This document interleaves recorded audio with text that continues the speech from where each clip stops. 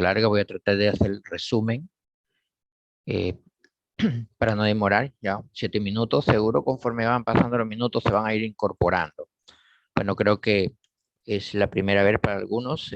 Mi nombre es el doctor Benito Custodio, médico internista. Vamos a ver temas eh, que son, bueno, como les decía ayer al grupo de prácticas, muy comunes en esta región, ¿no?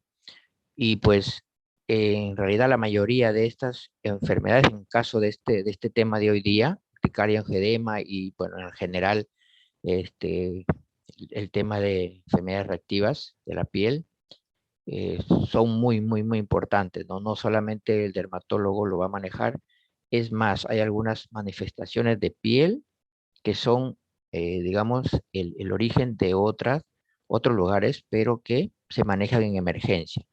Y como vamos a ver acá, la mayoría de estos temas, de este tipo de pacientes, se van a manejar en emergencia, ¿no? Entonces, bueno, sin más preámbulos, para empezar, eh, vamos a ver,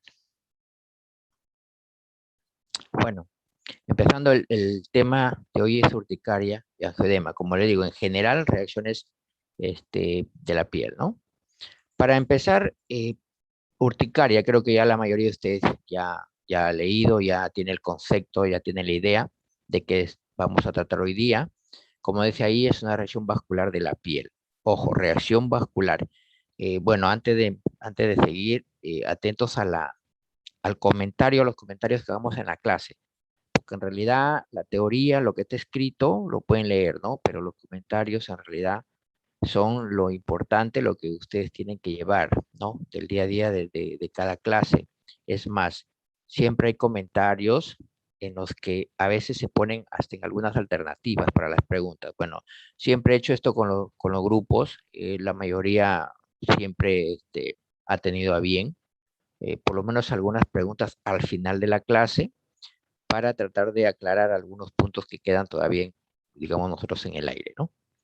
Entonces, dicho esto, como le repito acá, urticaria es una reacción vascular de la piel. Reacción vascular, ojo con eso, con formación de ronchas o abones evanescientes. Creo que eso ya ustedes lo saben, lo han visto, es más, en la imagen se muestra, ¿no?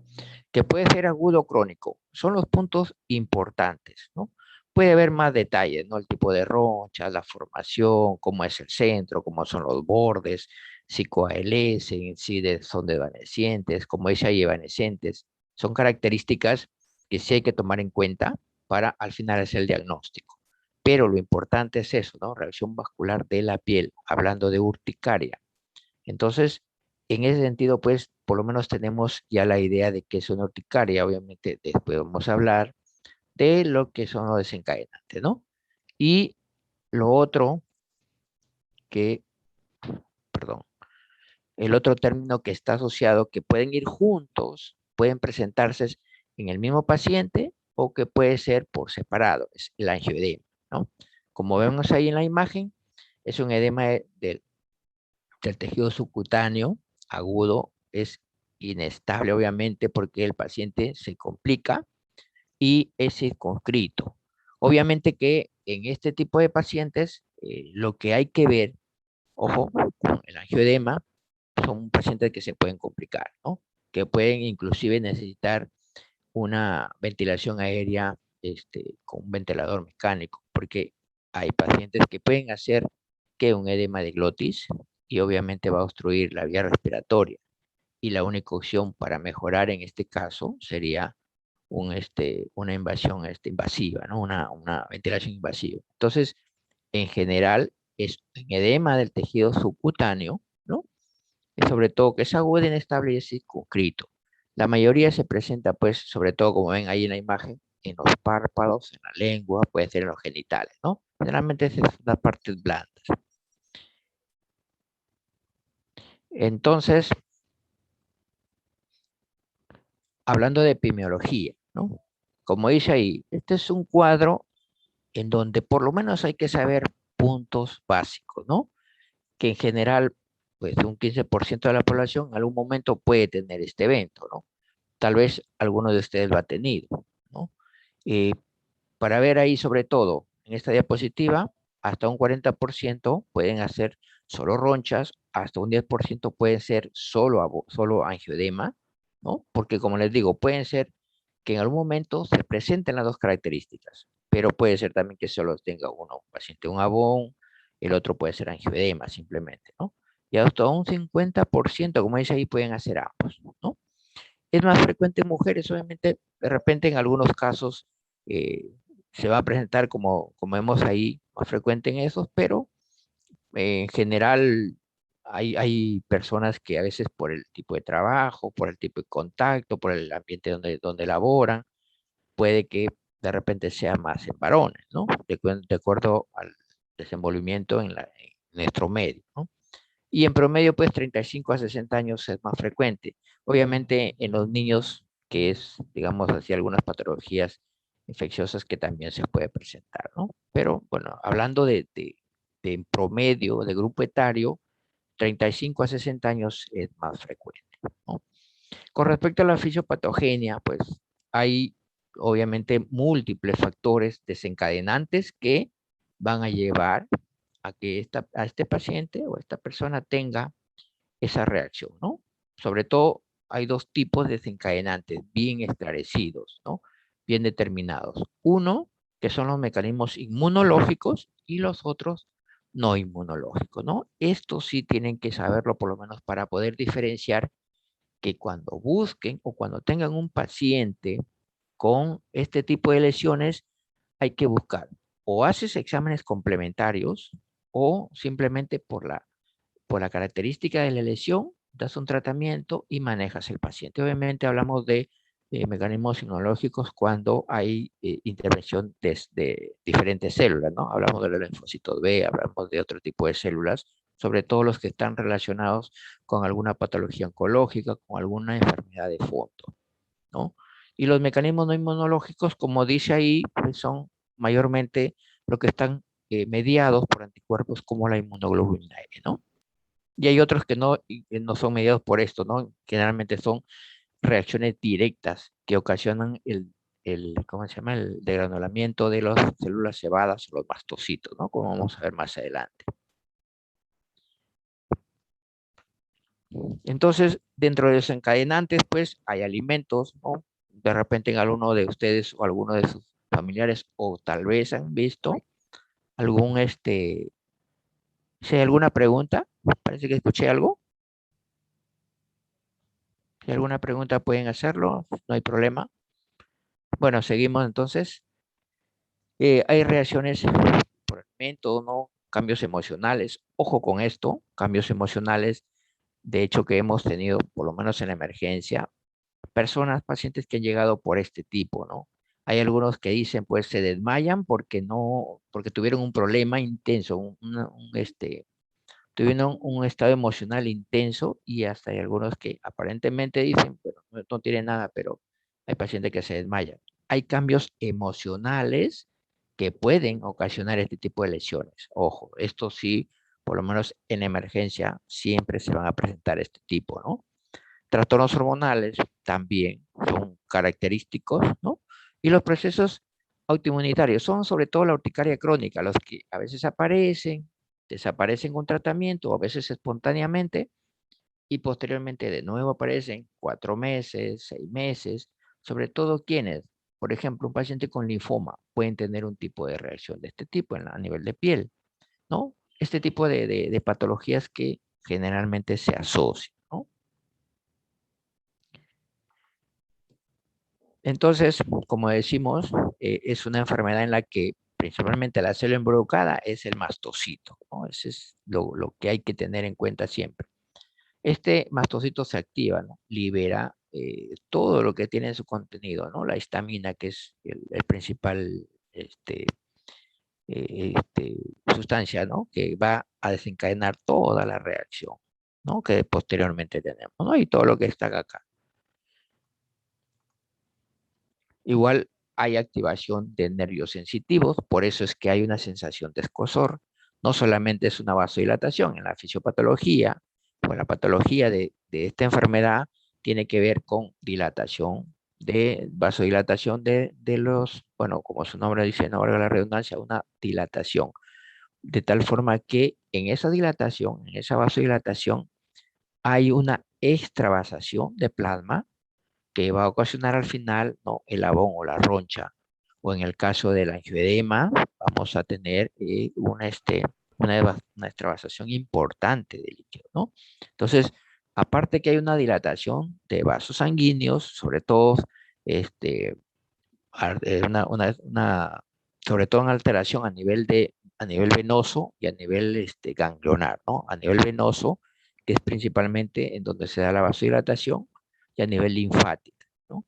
Y como les digo, también hay activación del sistema nervioso sensitivo. Ojo con eso, ¿no? Por eso es que de repente tú tienes contacto con alguna sustancia y por esa activación del sistema nervioso sensitivo se activa también y se desencadena todo toda la clínica, ¿no? El escozor y algunos que tienen de fondo ya un sistema de defensa muy activado, como son, por ejemplo, los pacientes, las personas que son, por ejemplo, alérgicos, ¿no? Los que sufren de asma generalmente tienden a reaccionar más rápido. Entonces, hay que tener en cuenta esto, ¿no? Y pues, histológicamente, ¿qué vas a ver? Una roncha con edema, sobre todo si es edema superficial o hasta alguna literatura dice que es un edema a nivel medio, pues hablamos de urticaria, ¿no? Y como dice ahí, hay dilatación de vasos sanguíneos, sobre todo el sistema venoso y el sistema linfático, ¿no? Y para el angioedema, pues ya es una dilatación, ya es un compromiso más profundo, en donde el tejido celular subcutáneo profundo ya está comprometido. Y ojo, cuando hay un angioedema, los pacientes generalmente van a tender a deshidratarse. Y uno de los manejos que se puede hacer en emergencia es mejorar la hidratación, porque hay una extravasación de líquidos. El paciente inclusive, si sigue con ese proceso, si no determina la causa de lo que está desencadenando este angioedema, el paciente puede llegar a una unidad crítica. Entonces, no se olviden que cuando hay un angioedema hay que tomarlo en cuenta y hay que manejarlo rápido. Sobre todo, hay que ver cuál es el desencadenante para suspender y poder controlarlo. Acá, pues, este cuadro, esta diapositiva, lo que el objetivo es ver sobre todo, ¿no? Los tipos de desencadenantes, ¿no? Para ver aquí, sobre todo receptores que se acoplan o se anexan a la inmunoglobulina E, ¿no? Sobre todo con los antígenos anticuerpos, y se ocasiona todo lo que es la reacción, ¿no? Por ejemplo, la alergia a las leches, ¿no? La reacción a las fresas, una urticaria por alguna sustancia que desencadena el sistema autoinmune, ¿no? Hay alguna activación directa, como decía, ¿no? A estímulos físicos, sobre todo el frío, el calor o la radiación solar. Por ejemplo, están en la playa, hay un calentamiento, sobre todo a nivel solar, y pues pueden ocasionar esto, ¿no? La piel roja, que, bueno, a quien de repente ustedes han visto o han tenido la oportunidad de sufrir este calentamiento, ¿no? Entonces, este cuadro es más para ver eso, ¿no? Esas características importantes. Ojo con esos receptores para anafilatoxinas, ¿no? Importantes. Es un cuadro que hay que tenerlo en cuenta. Más desencadenantes que de repente en algún momento lo vamos a tener o ni siquiera lo vamos a sospechar, pero lo vamos a tener enfrente. Por ejemplo, hay personas que cuando tienen su proceso menstrual, por ejemplo, hay liberación de hormonas que también pueden ocasionar esto, ¿no? Como decía, hay algunos neuropéptidos, ¿no? Sustancias que son liberadas cuando una persona tiene mucho estrés, le puede ocasionar eso, ¿no? El óxido nítrico, lo que dice acá en la parte derecha es óxido nítrico, no es, no, por si acaso, es óxido nítrico, es un vasodilatador, que es una causa frecuente también de urticaria. Ojo, el óxido nítrico es un vasodilatador a nivel endotelial, de tal forma que el endotelio, a nivel de células, se amplían esa abertura y ocasiona esa extravasación de líquidos. Por ejemplo, tienen ustedes el dengue. En el dengue tiene mucho que ver con esa extravasación de líquidos, tiene mucho que ver con la vasodilatación, tiene mucho que ver con la lesión de endotelio. Entonces, seguro en algún momento les van a comentar eso, pero este óxido nítrico es un causal importante de urticaria, ¿no? Es más, cuando tengan un problema de este tipo, hay que evaluar bien al paciente y preguntar de fondo si hay alguna patología que tenga o que esté relacionado con esto, ¿no? Las alergias, como le decía, ¿no? Los pacientes que tienen ya de por sí de fondo una patología, como por ejemplo un asmático, por ejemplo, ¿no? Hay que tener en cuenta en eso porque generalmente son los que reaccionan más rápido, ¿no? Bueno, y hay mecanismos inmunológicos, como decía, ¿no? Para por lo menos tener la idea, hay una reacción de hipersensibilidad tipo 1, mediada por inmunoglobulinas, ¿no? Básicamente eso, ¿no? Por células ahí, como ven ahí en la descripción. Reacción hipersensibilidad tipo 2, mediado por células T, por ejemplo, eh, los, los, las células que están generalmente afiliadas o las que están generalmente relacionadas con patologías estructurales, ¿no? Y la reacción de hipersensibilidad tipo 3, ¿no? Que son generalmente por inmunocomplejos, ¿no? Son componentes como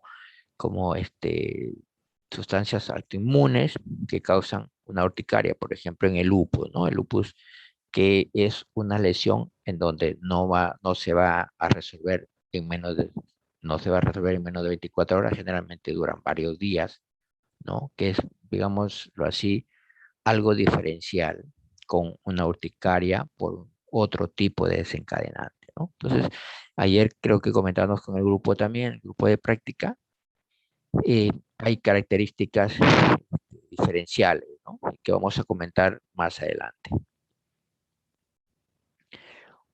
Uno de los desencadenantes que comentamos, ¿no? Son los agentes físicos, como hemos visto en los cuadros anteriores, ¿no? Por ejemplo, el frío, el calor, la presión, ¿no? Son generalmente causales de este tipo de urticaria, ¿no? Este es, en este cuadro hay un esquema, sobre todo para representar cómo es la secuencia, ¿no? Del estímulo, de la inmunoglobulina E a las células cebadas o mastocitos, que ocasionan su degranulación, obviamente, ¿no? Y pues ocasionan toda la respuesta, una vasodilatación de células que están ya previamente inflamadas, ocasiona un edema y al final la urticaria, ¿no? Es más o menos un esquema representativo, ¿no? Con lo que se desea entender en este cuadro, ¿no? Y aquí, bueno, este es un cuadro en donde vemos los estímulos, ¿no? Capaces de inducir una degradación no citotóxica de los mastocitos. Probablemente las sustancias que van directo estimulan y hacen que estos mastocitos segreguen su contenido, ¿no? Y pues igual, como vemos aquí, el frío, el calor, ¿no? Igual, son agentes que estimulan eso, ¿no? Acá alergenos, drogas. De hecho, las drogas que más están relacionadas con esto, como ven aquí, ¿no? Este, este tipo de reacciones, por ejemplo, bueno, yo he visto bastantes pacientes que a veces indican vancomicina, ¿no? Sobre todo en hospitalización, vancomicina. Si lo pasas en muy poco tiempo o lo pasas muy rápido, pueden ocasionar estas reacciones, ¿no? Al final hay una reacción que se llama el síndrome del hombre rojo, porque hay un eritema generalizado, ¿no? Entonces, como esto, seguro hay muchos más relacionados con este tipo de reacción, ¿no? Las manifestaciones clínicas, pues ya es notorio desde el inicio, ¿no? El abón, que es lo característico, que como dice ahí, no son, es una placa o es una pápula edematosa, ¿no? De color rojo, rosado, ¿no? Que tiende a palidecer por el centro debido al colapso de los vasos sanguíneos, ¿no? Sí es importante tenerlo en cuenta y que generalmente desaparecen en menos de 24 horas, ¿no? Si están permanentes mayor a este tiempo, hay que sospechar de otras patologías, sobre todo las inmunológicas, sobre todo las que tienen que ver con el sistema de complemento, con otras patologías, por ejemplo, con algunos tumores, como les decía, como los linfomas, ¿no? El prurito es el síntoma principal, ¿no? Hay patologías, por ejemplo, la vasculitis, no, generalmente las lesiones no, aparte que resuelven en más de 24 horas, o de repente resuelven en días o más días, no es característico el prurito, ¿no? El prurito es generalmente para lesiones urticariformes.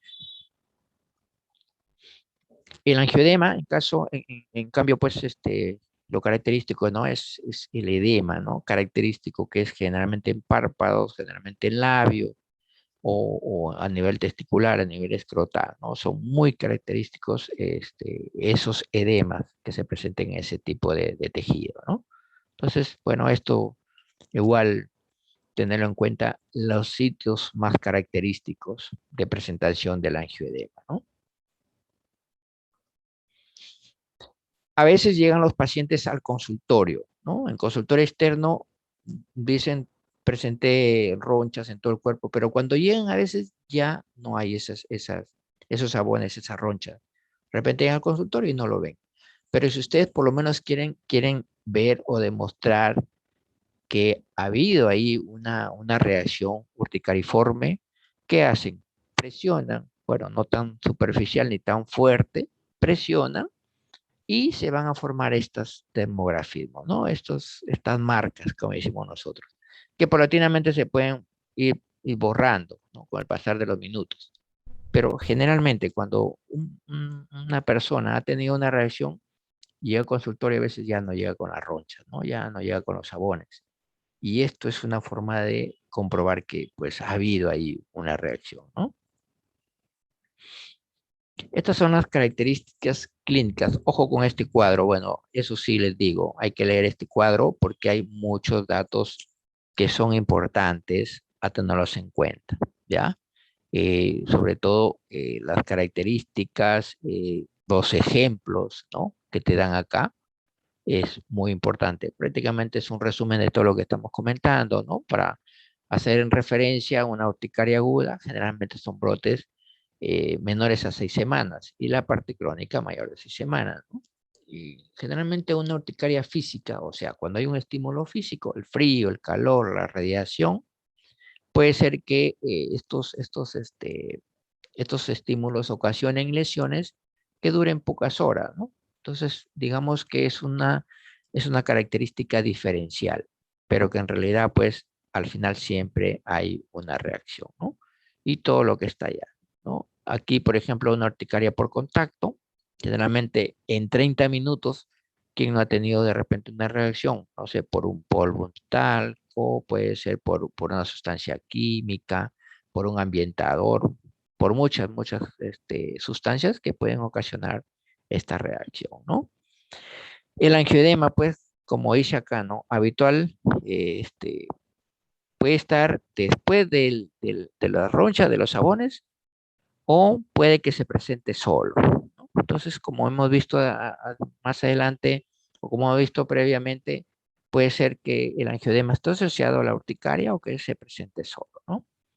Y cuando hay un paciente con unas lesiones que a veces no sabemos si es una reacción por urticaria, si es una reacción por una sustancia que lo desencadenó, o puede ser que sea por un tema de fondo, por ejemplo, una vasculitis, por ejemplo, lupus, por ejemplo, un linfoma, que son muy característicos que pueden presentar este tipo de lesiones.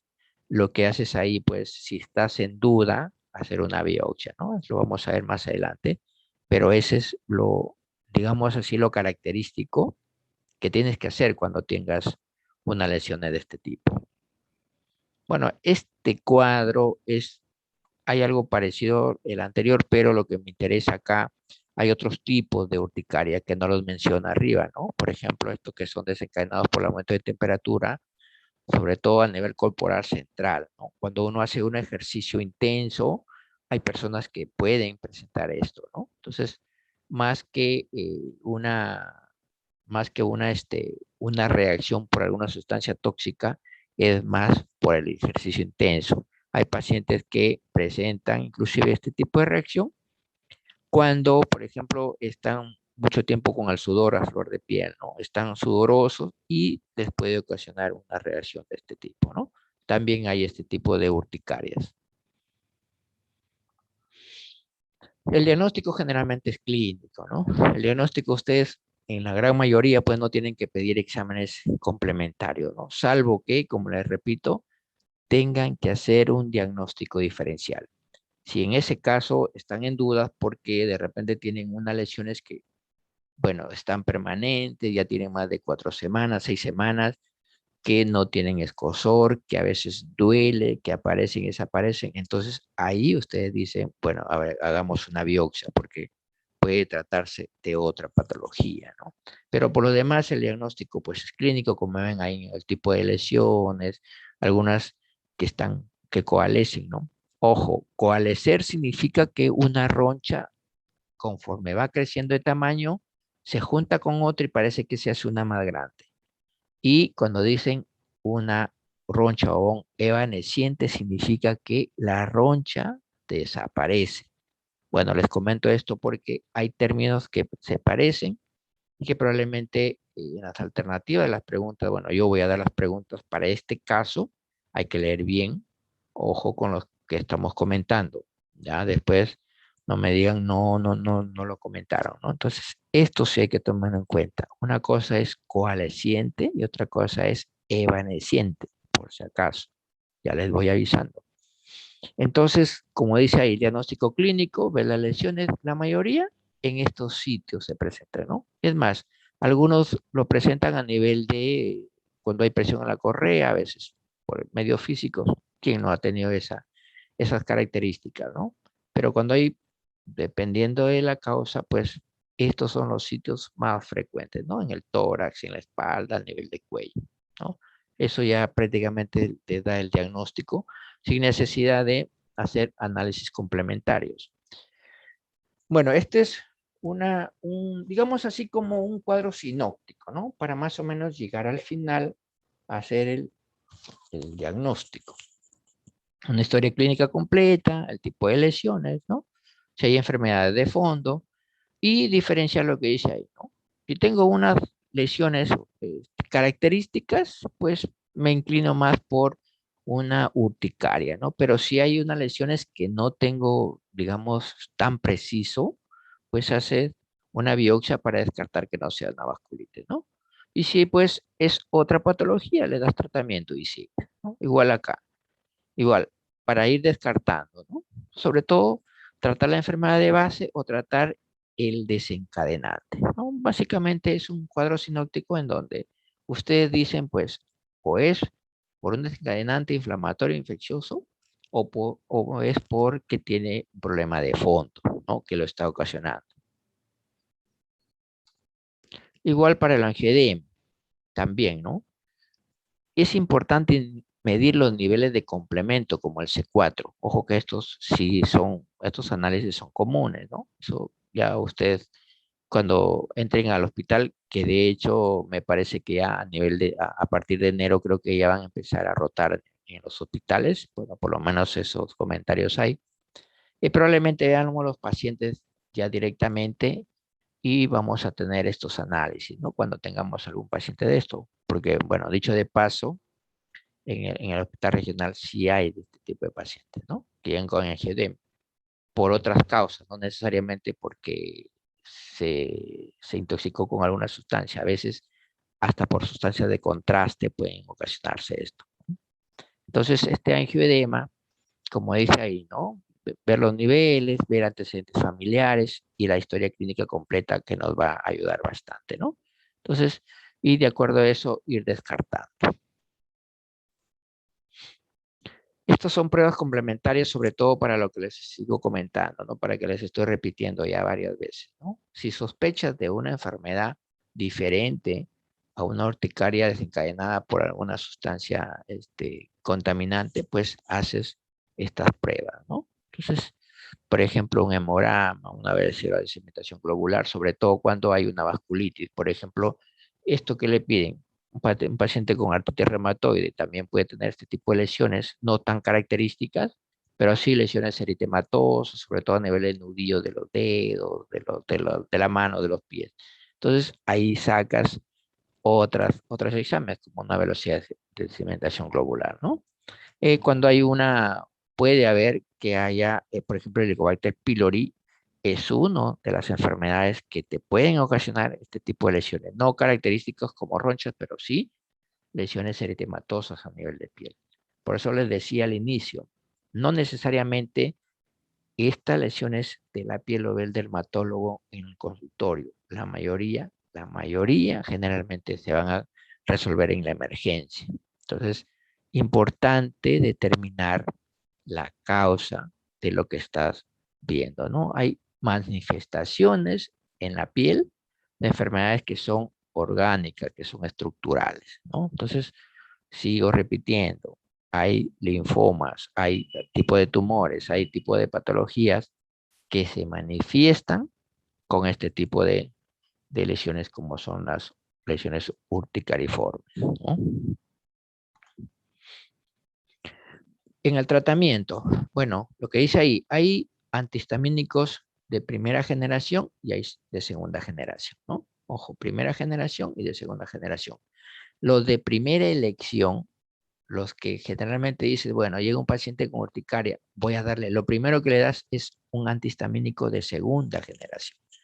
Y pues de segunda generación lo que tenemos acá por lo menos es la levocetiricina, es la cetiricina. Estos generalmente no causan somnolencia, ¿no?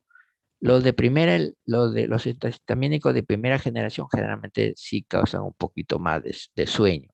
En cambio los de acá no. Por ejemplo, cetiricina, la levocetiricina, la de loratadina, que son los que más se usan, ¿no? La de loratadina.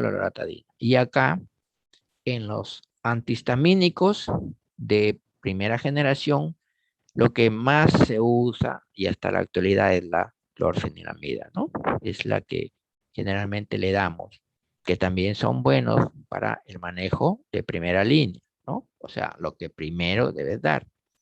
Obviamente hay pacientes que no resuelven con eso y vas escalando en los tratamientos, ¿no? Los tratamientos de segunda línea generalmente ya se aplican corticoides. ¿Por qué? Porque en la primera línea no resuelven con antihistamínicos, puedes aplicar corticoides, ¿no? Lo que mayormente utilizamos, bueno, en el consultorio probablemente es la prednisona, la dexametasona.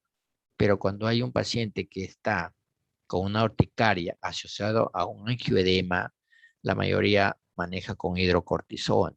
Porque hidrocortisona, aparte que siendo venoso, es un glucocorticoide que tiene su mecanismo de acción es rápida, ¿no?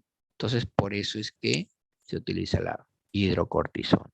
Y puede haber un tratamiento de tercera línea, sobre todo estos ciclosporina, tracolimos. Esto es más para los pacientes que tienen este tipo de lesiones, pero con base o con fondo o como desencadenante un tumor o una enfermedad como una vasculitis, ¿no? Entonces, para ese tipo de pacientes ya se utiliza este tipo de tratamiento, ¿no? Bueno, en realidad los tratamientos pueden variar, pero lo que no puede variar es el diagnóstico y la patología, ¿no? Bueno, otro tema que está, bueno, para la clase de hoy día es el eritema multiforme. No vamos a demorar mucho en esto, solamente hay que hacer unas revisiones. La diapositiva, lo más resaltante, trato de hacer el resumen para que podamos terminar con todo lo que ha pedido la clase de hoy día, ¿no? Entonces, es un síndrome clínico heterogéneo, se presenta como erupción generalmente autolimitada y a veces recurrente, que afecta piel y mucosas. Miren las lesiones de este tipo que son muy diferentes, ¿no? al, al, este, a la urticaria. Son lesiones más de tejidos fibrosos, vean los centros que tienen otras características, miren los bordes, ¿no? Y miren dónde se presentan, sobre todo en el torso, vamos a ver probablemente en la palma y en la planta de los pies, que es lo característico que hace esta enfermedad, ¿no? Entonces, el eritema multiforme, pues, como dice, aparece en cualquier edad, ¿no? Prevalece entre 20 y 30, pero puede ser a cualquier edad. predomina ligeramente en el sexo masculino, ¿no? La raza puede ser diferente, ¿no? Y hasta un 50% de casos relacionados con fármacos. O sea, esta patología generalmente está muy relacionada, muy asociada con fármacos. Entonces, si en alguna pregunta te comenta como un caso clínico con alternativas, podríamos tener en cuenta la primera opción, que sea pues los medicamentos. Y de hecho vamos a ver qué medicamentos son los que mayormente van a ocasionar este eritema multiforme, ¿no? Y hay muchas causas, generalmente variadas, ¿no? Por ejemplo, hay infecciones virales, ¿no? Por ejemplo, el virus del SIDA, ¿no? Estos virus son los que más están asociados a esas patologías. Obviamente es una lesión que va a resolver posteriormente, como vamos a verlo más adelante.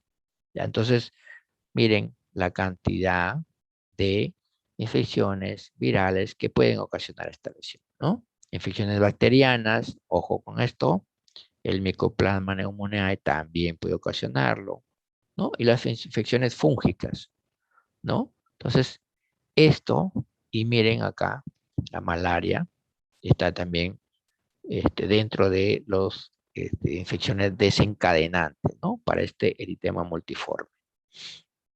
Causas farmacológicas, como les decía, las más asociadas, los fármacos que están más asociados, por ejemplo, acá, las penicilinas, por ejemplo, la carbamazepina, los anticonvulsivantes son muy característicos, muy frecuentes en causar este tipo de lesiones. Eso, bueno, está descrito en los libros. Eso es más, en la emergencia hay pacientes que llegan convulsionando, que han estado tomando estas carbamazepinas y se llegan con esas lesiones, ¿no? Entonces, tener en cuenta qué medicamentos están más asociados a este tipo de patología. Ya.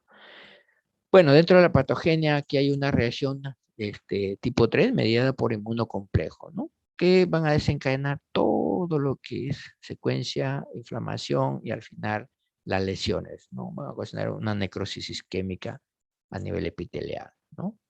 Y pues hay una reacción también mediada por células como linfocitos que pueden ocasionar, recuerden que los desencadenantes pueden ser virales, pueden ser bacterianas, pueden ser hongos, pueden ser bacterias, ¿no? Entonces, ¿qué es lo característico de esta patología? Que hay apoptosis, que hay muerte celular. ¿Por qué? Porque hay necrosis, ¿no? Como dice ahí, hay necrosis en mayor o menor grado. Vamos a ver después algunas variantes de patología, pero hay necrosis en este tipo de patología, ¿no? Hay apoptosis, o sea, muerte celular, ¿no? Entonces, esta apoptosis parece que las células citotóxicas inducen a la muerte a nivel celular de la epidermis, ¿no? Entonces, tener en cuenta esa característica. También se ha descrito en una mayor susceptibilidad, ¿no?, al eritema multiforme en las personas que presentan este rasgo que es el HLA de QB, ¿no? Son características de histocompatibilidad de que ahora ya las patologías generalmente que son lo que antes decían enfermedades raras, ahora ya están dejando de ser raras, porque hay algunos análisis más específicos que pueden decirnos, este paciente tiene esta patología, ¿no? Y bueno, en el caso del eritema multiforme, pues hay una clasificación en donde dice que hay un eritema multiforme mayor y otro menor. Como su nombre lo dice, el mayor generalmente va a tener complicaciones más generalizadas, va a ser más complicado, va a ser un cuadro más aparatoso. En cambio, en el eritema multiforme menor, pues son las lesiones que resuelven, generalmente hay algunas que, en una literatura que dice sin dejar tanta cicatriz, ¿no? Por ejemplo, dice acá, inicia con manifestaciones que simulan un proceso infeccioso general. Estas son lesiones no tan dolorosas, generalmente el paciente puede tener un malestar general, pero no es tan grave, ¿no? ¿Dónde se presenta? Miren dónde se presenta, ¿no? Dorso de las manos, palmas y plantas, antebrazos y pies. Ojo con las otras lesiones que hemos visto previamente en las palmas y en las plantas no se presentan. Y en cambio, en esta patología, el eritema multiforme es, digamos así, una característica diferencial, ¿no? Para poder diferenciar de otras patologías. Entonces, eritema multiforme se presenta en palmas y plantas de los pies, ¿no? Tomarlo en cuenta eso, esa característica, ¿no? Pueden ser simétricas, acrales, centrípetas, ¿no? Acá puede haber prurito y puede haber ardor. Son otra de las características. Como les digo, en esta diapositiva generalmente pongo lo más característico y supuestamente hay otras, pero de menor importancia. Lo importante es ver lo más importante de la patología. Con eso vas haciendo diagnósticos diferenciales con las lesiones previamente mencionadas, ¿no? Por ejemplo, miren, esto no van a decir pues que es una urticaria, ¿no? Obviamente, miren el tipo de lesiones, se presentan en palma de mano, lo que dice ahí, y miren la característica, ¿no? Parece que hay un tejido fibroso, hay un tipo de colágeno descrito acá, ¿no? Con una especie de cicatrización central, ¿no? Entonces, es característico esta forma de lesión en el eritema multiforme, ¿no? Y sobre todo, que no son, digamos así, no son tan complicadas. Estas pueden resolver al final, ¿no? Por eso es eritema multiforme menor, ¿ya?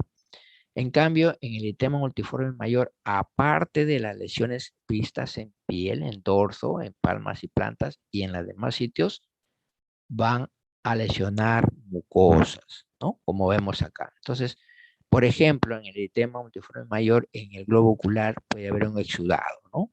Puede haber una conjuntivitis esclerosante, un engrosamiento de la conjuntiva y al final puede que el paciente llegue a una ceguera, ¿no? Entonces, esto es lo que diferencia del eritema multiforme menor, ¿no? Que acá sí coge conjuntivas, ¿no? Igual en mucosa labial y orofaringio oral, lo mismo, ¿no? Puede haber una vulvitis, una balanitis, que son lesiones a nivel testicular, a nivel del bolso escrotal, también puede ocasionar este tipo de lesión. ¿Ya? Entonces, ya vamos viendo algunas características diferenciales con las anteriores, ¿no? Entonces, ya nos damos cuenta que se trata de una patología diferente, en este caso de un eritema multiforme mayor, ¿no? Una variante de este eritema multiforme es el síndrome de Stevens-Johnson. Bueno, acá sí hay que tener bastante atención. ¿Por qué? Porque son de las variantes más agudas, más complicadas de las que el paciente puede llegar a fallecer, ¿no? Hay otra que se llama necrosis epidermoide tóxica que también pueden ocasionar los pacientes pueden fallecer. Entonces, esta diapositiva tiene prácticamente un resumen, porque el síndrome de Stevens-Johnson probablemente ustedes lo han visto, ¿no? Como dice la parte anterior del tema, son muy asociadas, hasta un 50% asociadas a fármacos. Steven Johnson, por lo menos hemos tenido ese tipo de pacientes con esa reacción por penicilina. Las penicilinas son muy relacionadas con el síndrome de Steven Johnson. Y miren lo que ocasiona Steven Johnson. Hay variante severa, como dice acá, del eritema multiforme, pero ocasiona necrosis, ocasiona sangrado, ocasiona lesiones extensas.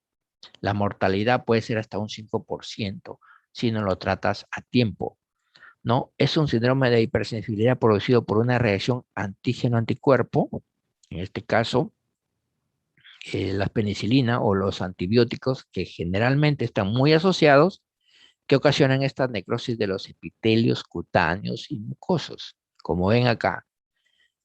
Las lesiones generalmente no son, al inicio inician con unas formaciones ampollosas que revientan, que se necrosan, sobre todo a nivel del labio, como ven ahí. Más adelante hay otra imágenes que al final estos pacientes llegan a la UCI. Es un paciente muy, muy complicado, muy delicado. Puede hacer una infección generalizada, puede hacer una sepsis generalizada y el paciente puede fallecer. Entonces, miren acá, es una variante de un eritema multiforme, pero que es una presentación muy severa, ¿no? Acá están las imágenes de este síndrome de Steven Johnson. Como ven ahí, ¿no? lesiones que parecen, se desfacelan, ¿no? Esa piel se necrosa y pareciera un gran quemado. Pero en realidad esto no es un gran quemado, esto es un paciente, como ven en esta imagen, ¿no? Estas lesiones características del síndrome de Steven-Johnson. Y como les repito, tienen que ser manejados. La mayoría van a unidad de cuidado crítico, ¿no? Entonces, importante tener en cuenta, ¿no? Esa variación. El diagnóstico para eritema multiforme es clínico también, como ven acá, es el tipo de imagen, la lesión, ¿no? Ya lo hemos descrito, no hay tanto exámenes auxiliares que hacer y como siempre les estoy repitiendo, si tuvieran una duda, una biopsia, perdón, para hacer los diagnósticos diferenciales, ¿no?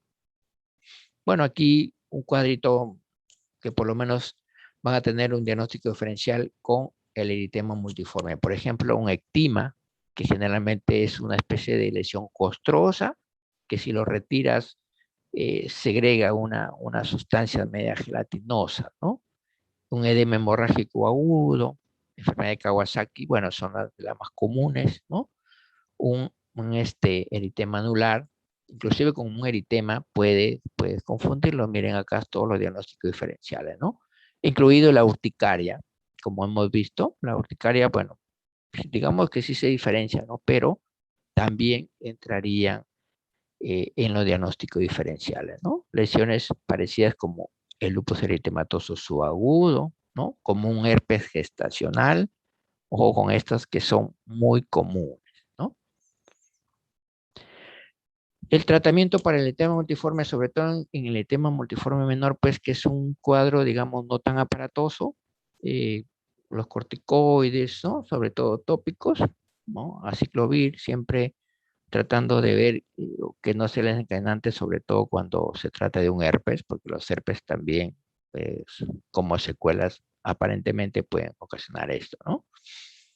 Los corticoides sistémicos en el eritema multiforme mayor, porque hay un compromiso más generalizado, como hemos visto, ¿no? En el Steven Johnson, pues el paciente, como dice acá, ingresar al paciente en unidad de quemados o a la UCI, ¿no? Estos pacientes generalmente, como han visto ahí, se deshidratan tanto que tienes que manejar incluso medio interno. Y ahí pues sí tienes que ver mucho, mucho con medio interno, como el sodio, el potasio, el calcio, que se eliminan por esa desfacelación de la piel.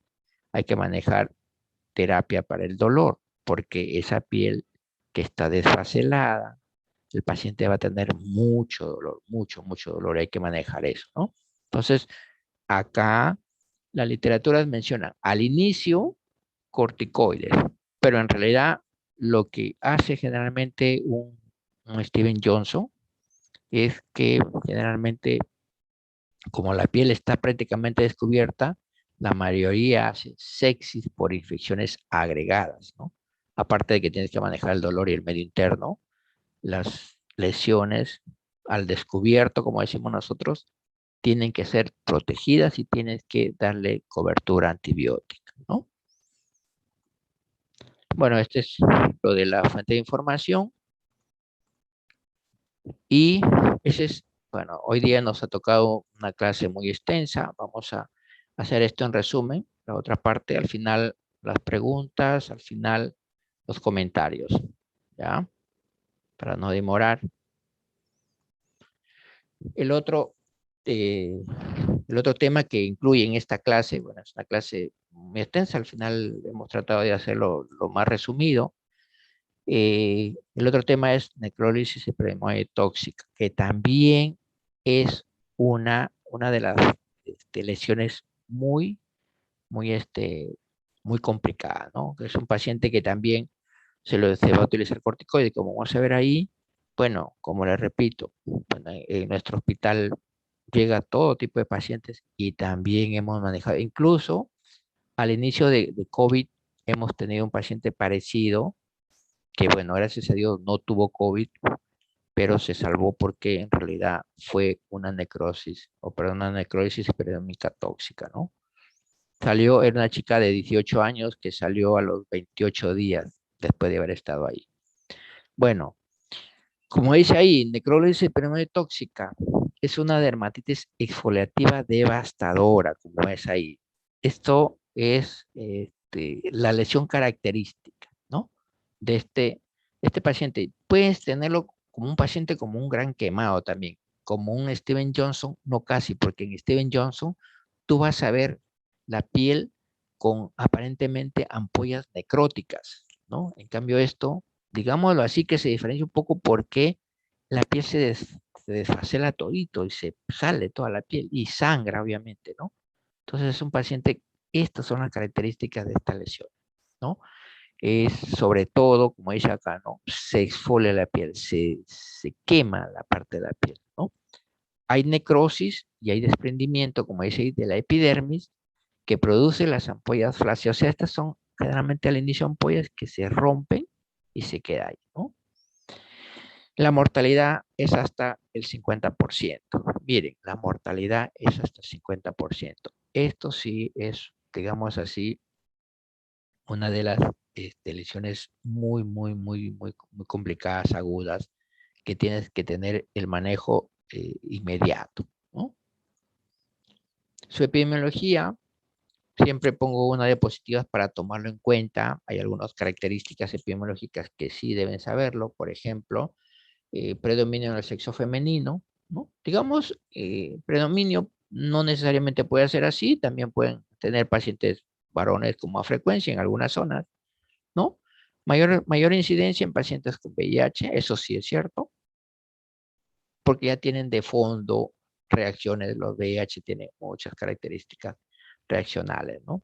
El lupus como un factor de riesgo, ojo, como un factor de riesgo, un paciente que tiene lupus puede presentar esta patología, ¿no? Asociados con antígenos HLA, ¿no? Y los HLV12. Ojo con eso, ¿no? El riesgo de mortalidad puede ser hasta un 50%, como decía anteriormente. O sea, esta es una patología que tienes que manejarlo así de inmediato, ¿no? Y en algunos casos tiene que tener este manejo con otras especialidades porque se complican los pacientes. Miren, la causa también la etiología mayormente son por antibióticos y los anticonvulsivantes a la cabeza, ¿no? Miren, este cuadrito es muy importante, no lo olviden, los antibióticos, los sulfas, los beta-lactámicos, la cefalosporina, ¿no? Bueno, yo he visto por lo menos por penicilinas y la vancomicina también, lo que en algún momento le denominamos el síndrome del hombre rojo, ¿no? En los antiinflamatorios no esteroideos, bueno, casi no hay más otro tipo de reacciones, como las urticarias, de repente han estado relacionados con este tipo de medicamentos, pero acá los anticonvulsivantes son los primeros que ocasionan esto, ¿no? Y también las penicilinas, ¿no? Ojo con las penicilinas para los pacientes con Steven Johnson, ¿no? También son muy frecuentes.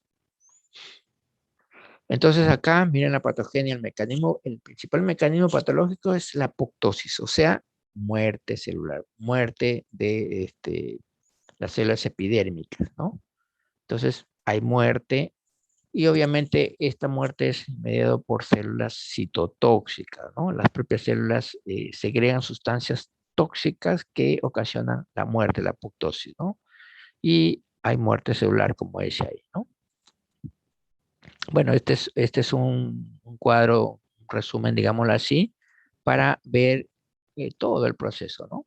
Que se da una hipolinemia, anemia, todo lo que tiene que ver la interleucina 1 y 6, que son el factor de necrosis tumoral alfa, que son digamos así, las sustancias desencadenantes en todo el proceso, ¿no? Hay citoquinas inflamatorias, así como en COVID, que hay un periodo de tormenta de interleuquinas. En esta patología hay una fase en donde se desencadena todas las sustancias que tienen que ver con las células del propio cuerpo y al final ocasionan esta patología, ¿no? La necrosis epidemiológica. bueno, aquí hay algunas manifestaciones clínicas. Miren, este paciente generalmente, estos, cuando tienen esta patología, pues la mayoría van a ventilador, ¿no? Por eso esos son manejados en unidades críticas, ¿no? Entonces, miren las características. Es una reacción cutánea, papular súbita, eritematosa en forma de diana. O sea, la lesión generalmente son, en algunos casos, ampollares que se rompen y que sangran, ¿no? Porque hay muerte de las células epidérmicas, ¿no? Aparecen vesículas ampollares, como les decía, ¿no? En la mucosa, en la conjuntiva, nasal y en toda el área, sobre todo las mucosas, que empiezan a dejar este tipo de cicatrices, ¿no? Esta lesión. Se considera un paciente críticamente enfermo, ¿no?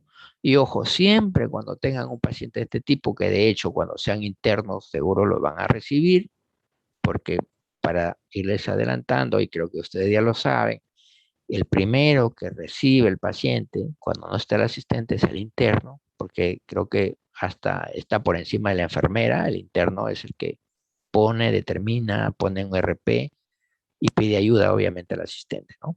Pero acá, este paciente, cuando tengan la sospecha, de repente es un gran quemado o no saben por qué llegó así, siempre sospechen en esto, ¿ya? Siempre sospechen en esto.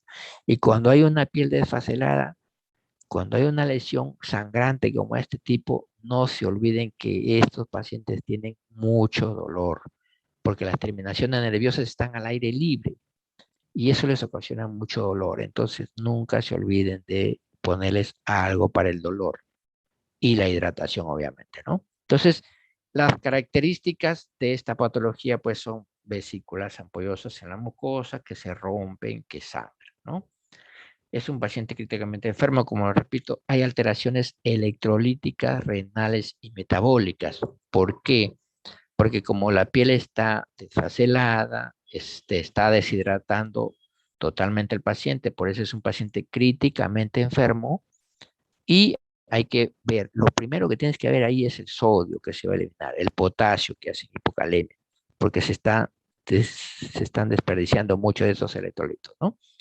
¿Por qué fallas renales? Porque al deshidratarse, si no lo corriges, los volúmenes que está perdiendo, el paciente empieza a hacer falla renal.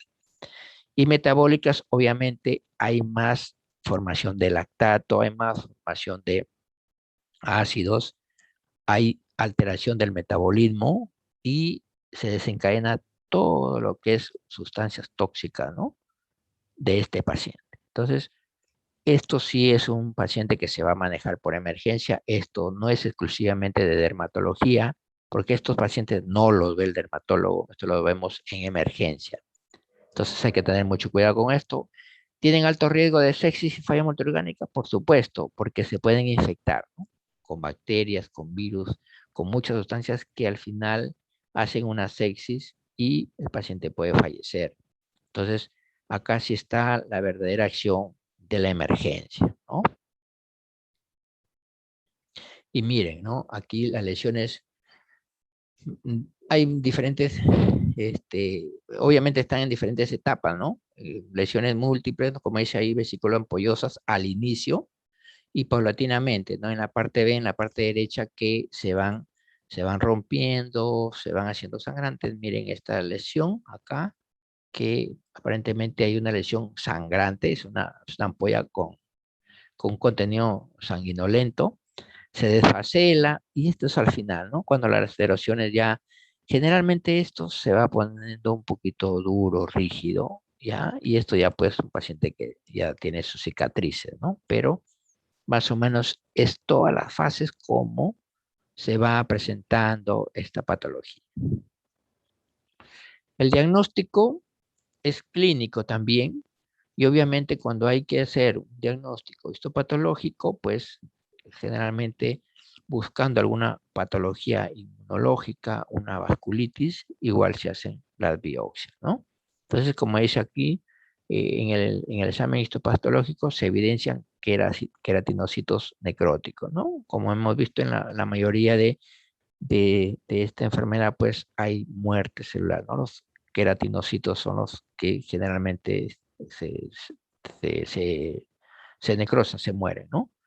Y obviamente va a haber ese tipo de lesión, ¿no? Si se realizan estudios de inmunohistoquímica es para descartar enfermedades autoinmunes, sobre todo, ¿no? Lo que estamos repitiendo generalmente desde arriba, ¿no? Entonces, eso hay que tomarlo siempre en cuenta. Dos patologías muy importantes que se manejan en unidad crítica. Uno es Steven Johnson y otro es necrólisis predemoide tóxica, ¿ya? En el tratamiento, pues, lo que dice ahí, transferencia a unidad de quemados o a unidad de cuidados intensivos, ¿no? Disminuye la mortalidad y mejora el pronóstico, llevarlos a esta unidad. Obviamente no lo puedes manejar en un tópico en donde tienes a las justas, no sé, una vía, tienes que tener un monitor, tienes que tener una unidad de, por ejemplo, bueno, en el hospital tenemos unidad de hecho trauma, que ahora ya han hecho trauma porque son todos COVID, pero que pues, paulatinamente ya se está recuperando las áreas porque ya no hay mucho paciente COVID. Entonces, como les repito, probablemente ya a partir de enero ustedes estén ahí, espero encontrarlos por ahí, porque de verdad que ahí ya están empezando a llegar las otras patologías. Bueno, no me gustaría tener estos porque pobrecito, ¿no? Pero de repente por ahí haya. Y además hay que tener cuidado con el dengue. Hay pacientes con dengue ahí, están llegando. Me dicen que en Jaén hay varios pacientes con dengue. Bueno, no sé si habrá habido algún contagio, no lo sé.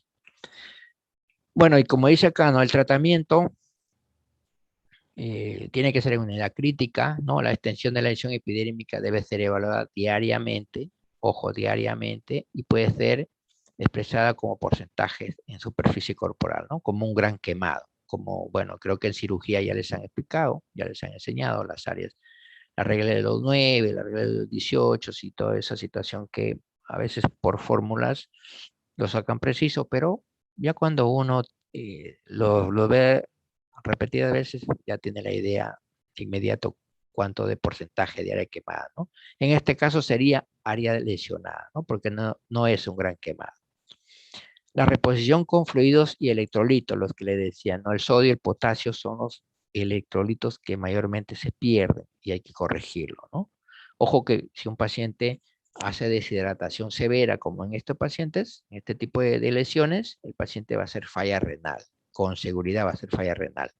Y si ustedes corrigen la parte de líquidos, pues lo van a mantener bien al paciente, ¿no?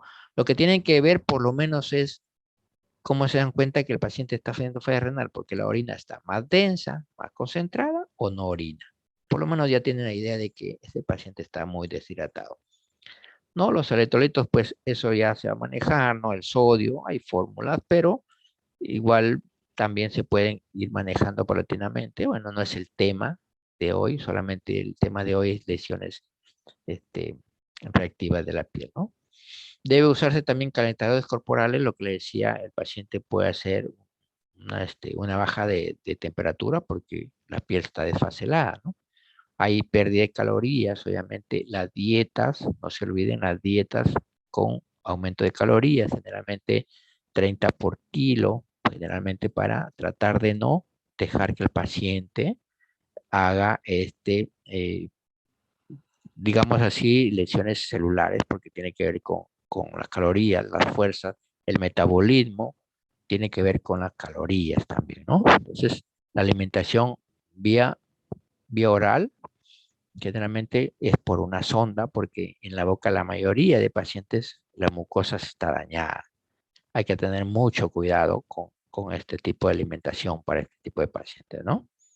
Corticoides sistémicos, como decías al inicio, no es un tema exclusivo de esto, pero los corticoides se utilizan y inmunoglobulinas intravenosas también, ¿no?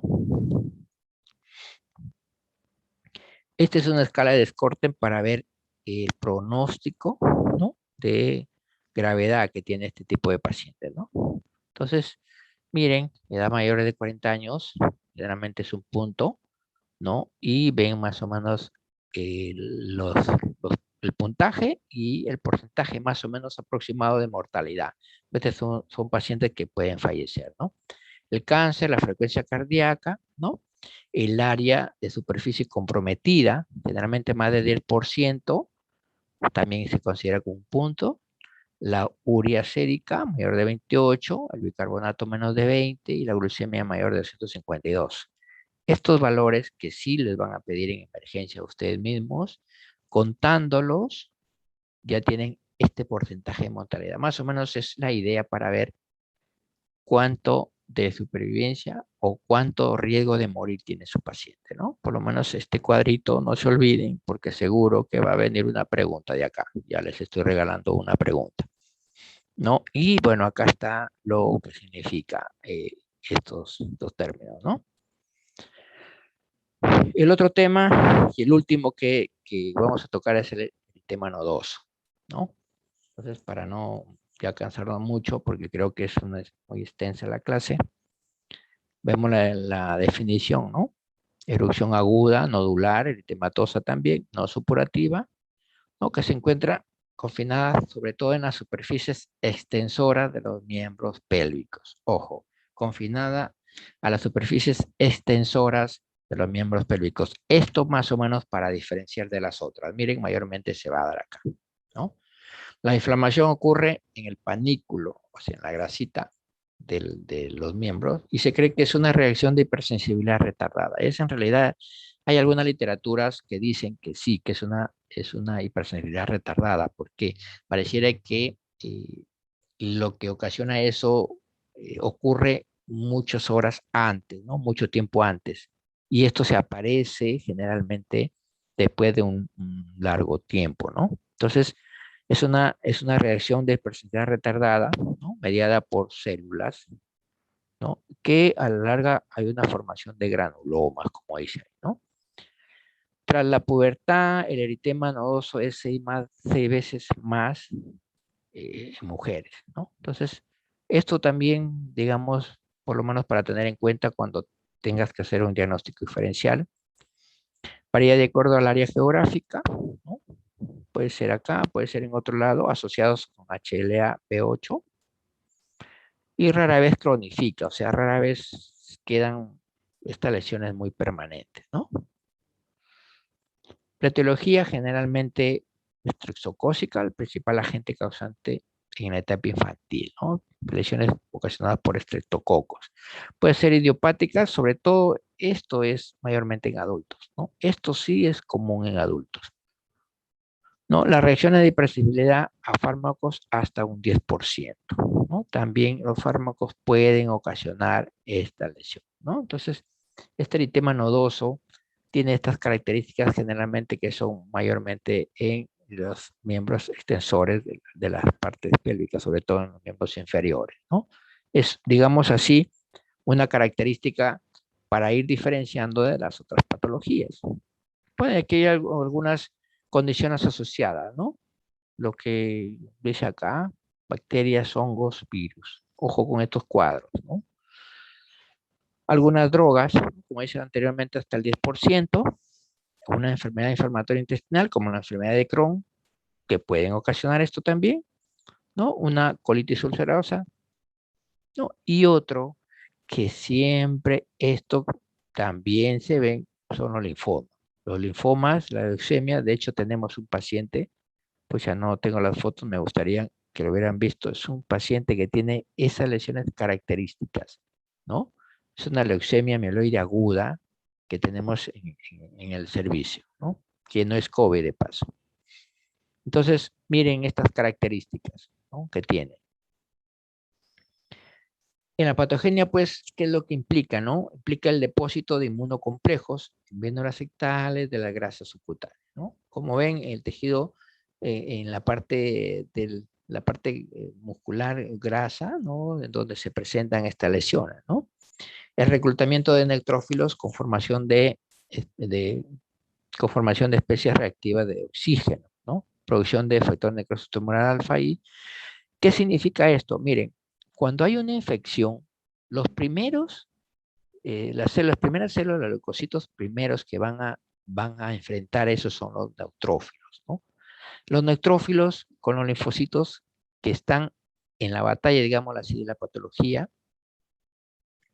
primero ellos segregan muchas sustancias y cuando son vencidos activan a otras células. Y en ese activación de otras células se desencadena todo lo que tiene que ver con la reacción, ¿no? Entonces, acá, ¿quiénes son las células importantes para esta reacción? Los neutrófilos, ¿no? Ojo con esto.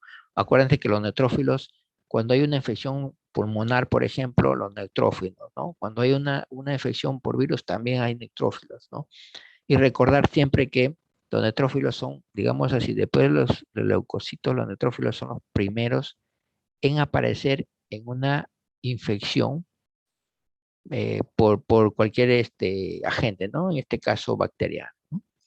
Tipo de sensibilidad retardada tipo 4 asociada a otras patologías también, ¿no? Entonces, esta diapositiva es para tener en cuenta eso. Ojo con esto que de acá probablemente tengan muchas preguntas, no solo es esto, ojo, hay que leer esta parte de la patogenia de el eritema nodoso. Las manifestaciones clínicas, pues, como ven ahí, ¿no? Y se pueden confundir inclusive con otras enfermedades, como la celulitis, ¿no? Por ejemplo, miren cómo se ve, ¿no? Entonces, nódulos eritematosos, dolorosos, calientes, no ulcerados, ¿no? No ulcerados. Que eso también es muy característico de eritema nodoso, ¿no? Generalmente en región pretibial. Por eso pongo estas diapositivas porque es lo característico lo que les estoy diciendo, ¿no? Seguro esto lo encuentran en la literatura esparcida, ¿no? Por ahí uno que otro término te lo dice. Pero generalmente eh, estas características tiene esta patología, ¿no? Ligeramente digamos, lesiones ligeramente elevadas de 2 a 5 centímetros. Bueno, el tamaño no es tanto, pero son ligeramente elevados, ¿no? Pareciera que tú le pasas, le pones, lo palpas y sientes un borde ahí, ¿no? Inicialmente de color rojo brillante, que pueden confluir formando placas ligeramente elevadas, como ves acá, ¿no? Pues acá pareciera que hubiera una placa, parece que hubiera un tumorcito así medio elevado, ¿no? En su mayoría son simétricas, es otro de las características. En la mayoría son simétricas. Son otra característica que tiene este eritema nodoso, ¿ya? Entonces, ahí con esas características ustedes van a ir diferenciando de las otras patologías, ¿no? Los nódulos generalmente se resuelven espontáneamente sin dejar cicatrices. Entonces, esto también resuelve sin dejar cicatrices, ¿no? Aparentemente no son lesiones tan profundas que van a resolver, ¿no? Bueno, el diagnóstico, si tienes una lesión de ese tipo y se ulcera, obviamente ya no es un eritema nodoso y ahí sí hay que buscar haciendo una biopsia, ¿no? Pensar en otro diagnóstico, como dice ahí, ¿no? Y en este caso, pues, ¿qué es lo que manda? Como ven ahí, ¿no? La biopsia, ¿no? O cultivos para hongos, bacterias u otras patologías, porque obviamente hay muchas enfermedades que son, digamos así, la representación de la piel de otras muchas enfermedades, ¿no? Pruebas diagnósticas asociadas para ayudar a otros diagnósticos diferenciales, la velocidad de segmentación, ¿no? Como dice ahí, los cultivos, las radiografías, ¿no? Son importantes, ¿no? Entonces, pero si ves esas lesiones previas que hemos mostrado, pues obviamente ya no tienes por qué hacer una biopsia. El diagnóstico es clínico también, ¿no? Sus diagnósticos diferenciales, ¿no? Diagnóstico diferenciales, ¿no? Prurigo por insecto, obviamente una picadura de un insecto se puede parecer a eso, ¿no? Una equimosis postraumática también se puede parecer a eso, ¿no? Un eritema multiforme también se puede parecer a eso, ¿no? Puede ser una manifestación cutánea de otra enfermedad, ¿no? Por ejemplo, por lo que en la historia clínica hay que buscar los datos que te pueden dar. Por ejemplo, un linfoma, ¿no? Lo que le decía, son características de este tipo de lesiones, ¿no? Las espondilitis, la sarcoidosis, una tuberculosis de piel muy común, ¿no? Bueno, si no han visto una tuberculosis, en realidad, ah, así, así casi, ¿no? No tanto esto, pero así, pueden encontrar, digamos, para ver si es una tuberculosis, hay que sospecharlo, ¿no? Y sobre todo en Perú, tienes un paciente que tiene fiebre, se resuelve, otra vez aparece, se resuelve, otra vez aparece, siempre hay que pensar en una tuberculosis, porque son las enfermedades que nos han invadido acá, ¿no? Entonces, hay muchas sorpresas con tuberculosis. Y los diagnósticos diferenciales, ¿no? Me tomaba la molestia de hacerles este cuadro porque en realidad sí tienes que ver los diagnósticos diferenciales, ¿no? Como decía anterior, la simetría, el tipo de lesión y sobre todo en estas partes de los miembros inferiores, ya son características, digamos así, que nos hacen sospechar de un eritema nodoso. Si no lo tienes así, o tienes una lesión que se ulcera, ya probablemente ya no sea un eritema nodoso. Hay que buscar otras patologías, ¿no es cierto? Y como dice acá, una paniculitis lúpica, una poliarteritis nodoso, hasta una celulitis, ¿no? Cuando no tiene estas lesiones, obviamente, se pueden, ¿no? Se pueden confundir, ¿no? Ahí hay más, bueno, para que vean las imágenes, ¿no? Una tromboflebitis superficial, ¿no? Pareciera que fueran nódulos, como la anterior que vimos. La celulitis, ¿no? Una paniculitis lúpica. Miren estas lesiones que parecen también, ¿no? Entonces, cuando tienes una sospecha y tienes duda de algo, pues las biopsias son lo que te van a sacar de esa duda. En la histopatología, si en caso tú tendrías que hacerlo por la duda, por la sospecha de otros diagnósticos, pues no. Ves en la histopatología, ves efectos engrosados con infiltrados de células inflamatorias, ¿no? Que se extienden en estas partes, ¿no? Sobre todo, hablamos acá pues del eritema nodoso cuando tenemos estas biopsias, ¿no? Hay un infiltrado intersticial de neutrófilos, ojo con eso, se está repitiendo varias veces, los neutrófilos son los que están metidos en esta patología, no se olviden. Y hay un edema, hay fenómenos hemorrágicos, hay lesiones hemorrágicas también, ¿no? Esto puede sustituirse después, como dice acá, ¿no? Por eso les decía, lo primero son los neutrófilos, después aparecen el resto, ¿no? Y entonces van a formar los granulomas, ¿no? Porque hay un conglomerado, van al ataque de esas sustancias que se segregan, se hacen unos tejidos fibróticos y por eso se hacen una especie de granulomas, ¿no? Como unos abultamientos y de ahí, este, ya terminamos y resolvemos. Mariela levantó la mano, sí, lo vi un ratito, ya terminamos, creo que faltan dos, tres y respondemos las preguntas, ¿ya? Entonces, los gránulos de Mechner, ojo con eso, gránulos de Mechner, lean lo que son, leanlo dónde están, leanlos qué significa eso, porque les va a dar muchas respuestas a esas patologías, ¿no? El tratamiento, elevación las piernas, porque hay un edema, obviamente mejora la circulación, ¿no? Hay un vendaje, podría ser también, terapia de primera línea, los AINES, ¿no? Los AINES, ibuprofeno, naproxeno, ¿no? Para el dolor, para el proceso inflamatorio. Y en terapia de segunda línea puedes utilizar glucocorticoides, ¿no? Prednisonas o cuando hay una enfermedad asociada, que obviamente ya pues estas patologías generalmente ya los van a manejar en otra instancia, ¿no? Y esta es fuente de información y pues ahí se acabó.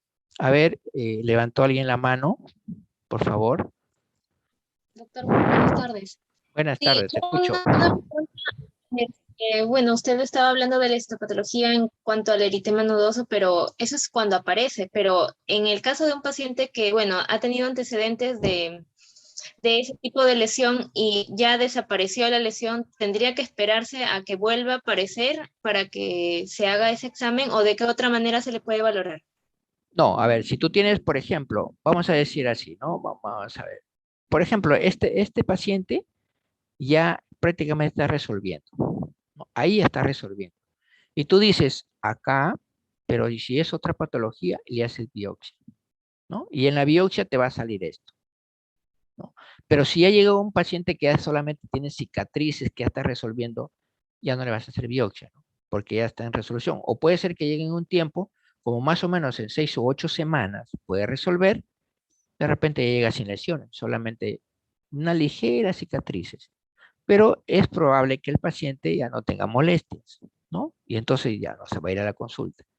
Pero ojo, si es un paciente que llega con esto y ves esto de acá, acá hay que hacer diagnóstico diferenciales. Tú dices, esto de acá será un eritema nodoso, será una tromboflebitis. Entonces ahí tú echas mano a qué, tu historia clínica, echas mano a qué, a las características de la lesión, echas mano a qué, al antecedente, echas mano a qué, si son simétricas, y el tiempo de evolución, y todo lo que tenga que ver con lo que hemos mencionado para decir, ah, esto puede ser un eritema nodoso o puede ser otra patología, ¿no?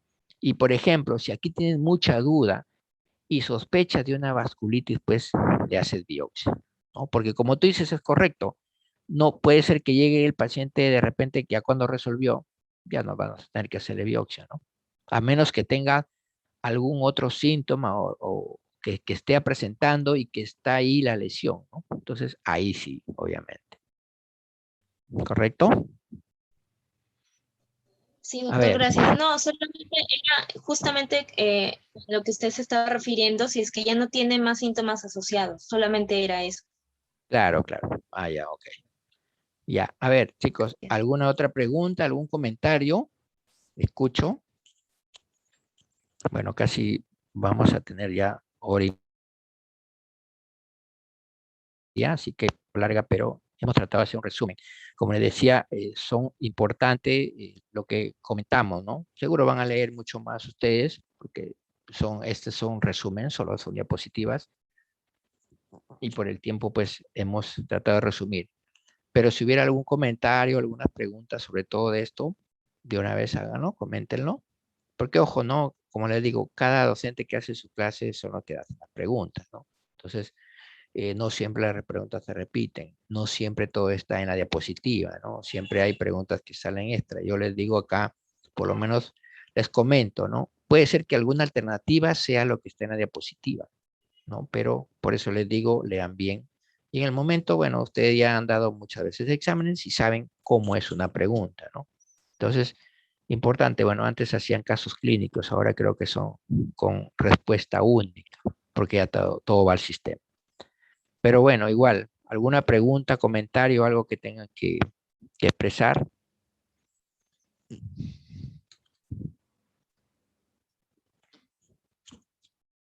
Algo que no hayan entendido o algo que quieran aclarar.